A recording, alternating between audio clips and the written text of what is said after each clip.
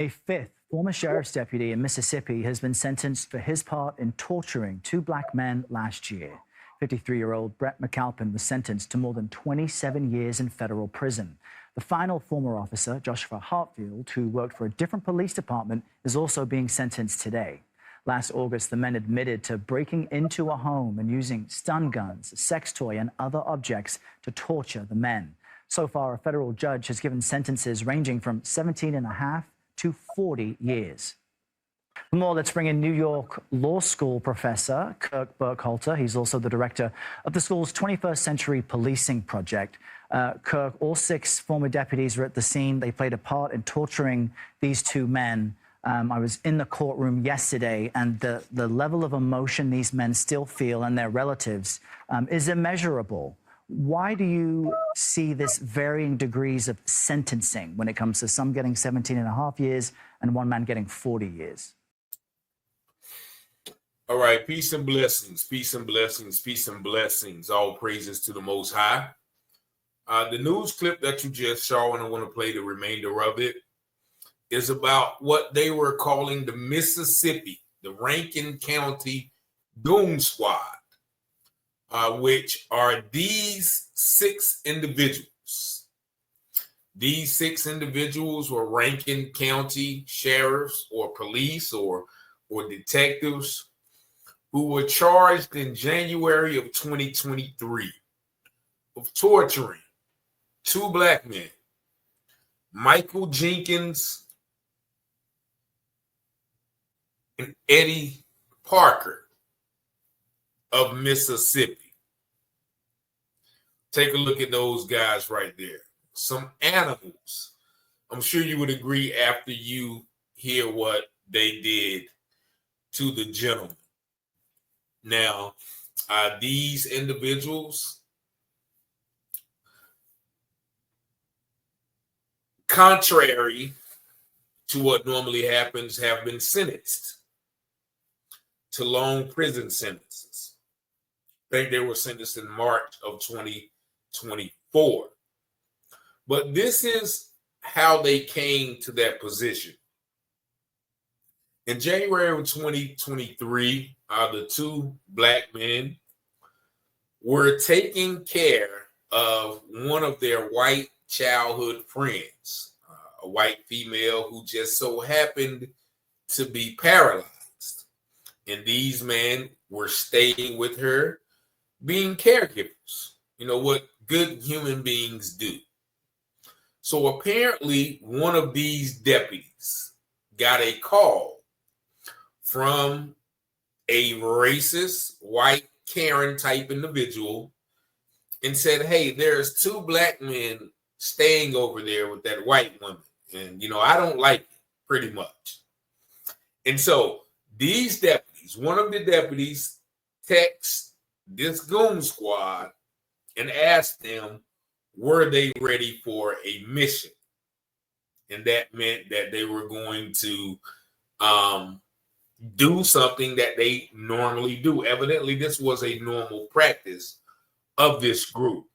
So they got together, and then one of the guys said, yeah, no bad mug shots, right? And what that means is they were going to torture them on parts of the body which are invisible to the naked eye or to, you know, to mugshots, meaning that they were going to charge these men, but they didn't want their faces to be bruised up in their mugshots.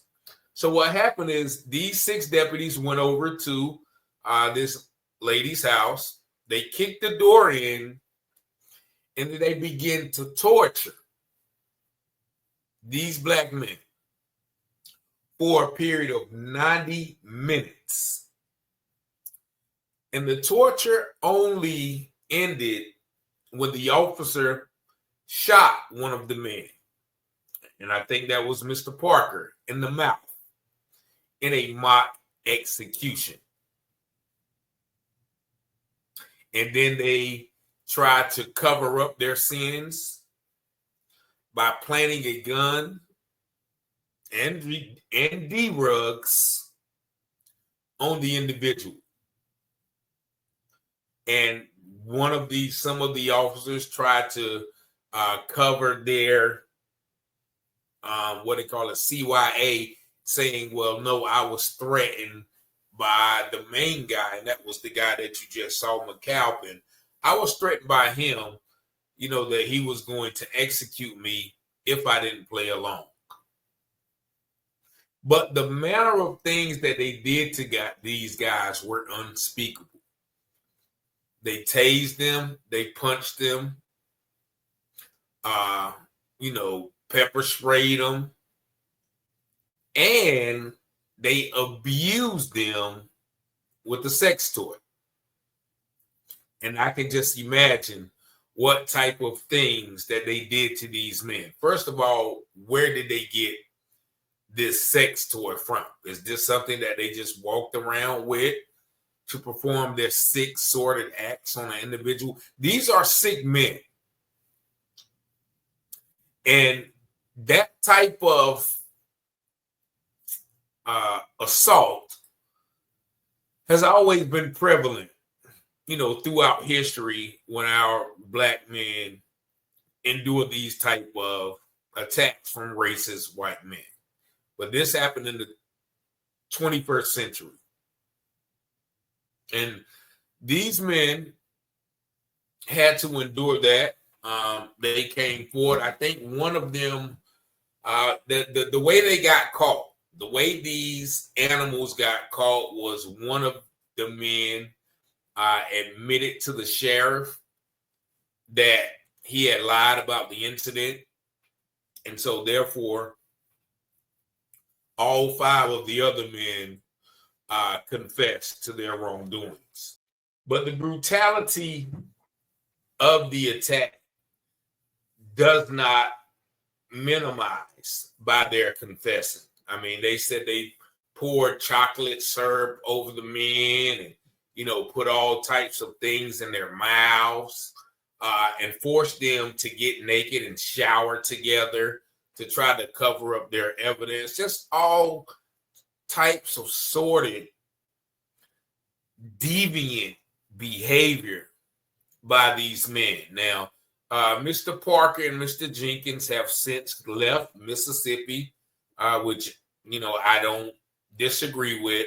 And then they have filed a $400 million lawsuit against the sheriff department, and I guess the city. Now, I believe they would probably be best off leaving because a lot of times when people file those lawsuits, they begin to be targeted anew for their seeking justice.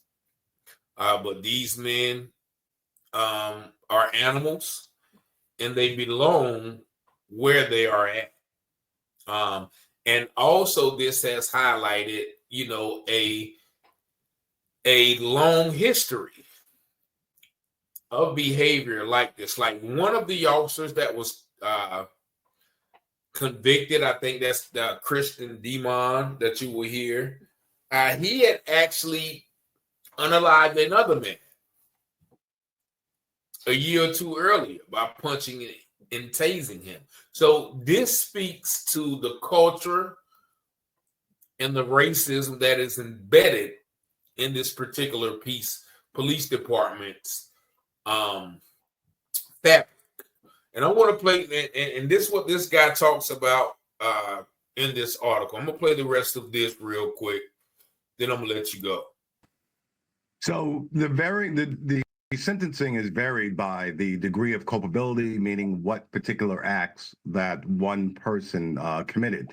So the reason why they're all receiving heavy sentences is because they all worked in together in some form of conspiracy. However, who actually pulled the trigger, for instance, of the gun? Who actually used the object for this abuse? And I think that varies in degree, and also who developed the concept of the cover-up and who was more active in that respect as opposed to who was just present and kind of going along. They're all culpable.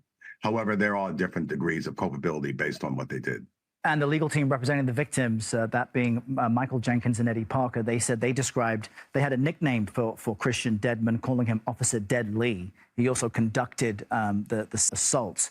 But what does this case show us? How much does it highlight just this larger issue within police departments of turning a blind eye to police brutality? When one of the men was speaking in the courtroom yesterday, he was in tears, saying that he hopes the sentence brings some sense of closure for the victims and that he should have stood up and he was a coward. But what's the reality? See, now he's in tears, but was he in tears when he was sodomizing those men with the sex toy? And see, this is the problem. They're only sorry because they got caught. They're not sorry because of their deed. Just look at them. You know, look at them. They look evil. They look like if they had a chance to do it all over again and they wouldn't get caught, they would do it. Look at a bunch of deviants, bunch of deviant people. Well, the first reality is that in cases like this, this is reminiscent to, for instance, the incident with George Floyd, the heinous George Floyd. These actions, these activities were known to the police department. We often see that, these police officers or the group of, when they're acting in a group, they have some type of nickname, such as Goon Squad. Other people within the department knew that this person or persons tend to be heavy-handed, tend to abuse their authority, tend to abuse force. So this is nothing new. It's not like in most cases where these police officers wake up in the morning and turn from this law-abiding citizen to this outrageously mean person. So that's the first thing that stands out. And then the second, then, of course, that leads to the second point of accountability. What do police departments do when they learn of an individual who operates outside the bounds of law? Do they do nothing or do they take action? And that's a great point. Most of these police office departments, sheriff offices know the type of behavior that these people are involved in or engaged in. And for them not to do nothing gives the okay to continue the behavior. Right here in Goldsboro, North Carolina, we had a recent instance of police brutality, and the police chief stood by them. Only after outrage did he place the officer on administrative leave and start an investigation. And so everybody has to be held accountable from the top to the bottom when these things happen, because more than likely people know what is going on in these situations. Police departments fail to take action. That tends to send a signal to other officers, let me keep my mouth shut, let me go along. Clearly, the department has no problem with this type of activity. So it has to start from the top. And then finally, it's absolutely fascinating that 6 police officers can operate outside the bounds of law, be unaccountable, no one knows where they are. They can commit all these heinous acts without anyone looking for them. So the police department there is broken, plain and simple. What advice do you give people? Because people watch this with two sentiments. On one hand, they're relieved to see justice being done. On the other hand, to your point about leadership, Sheriff Brian Bailey is still in his post there in Rankin County. The victims and their legal reps are filing a lawsuit, hundreds of millions of dollars. They want him out of the post. But what advice would you give to communities who care about safety? And as you say, leadership starts at the top. So how should they approach the next few months and weeks? Well, it certainly illustrates that we shouldn't have to, meaning the public, shouldn't have to wait until there is some heinous act committed in order to take some type of corrective action. The sheriff, I'm certain, has lost confidence of the civilian population there and should be removed, plain and simple. As far as recourse, I think the only recourse when you have a system that is broken would be through the federal authorities, the Justice Department and the FBI and so forth, unfortunately. In a larger jurisdiction, I think it's easier to seek some type of recourse through state measures because you have so many different entities and they're staffed by so many different people. But the problem is in a small jurisdiction, prosecutors and the local law enforcement authorities tend to work together. So it's very difficult to seek relief unless one goes to the federal authorities.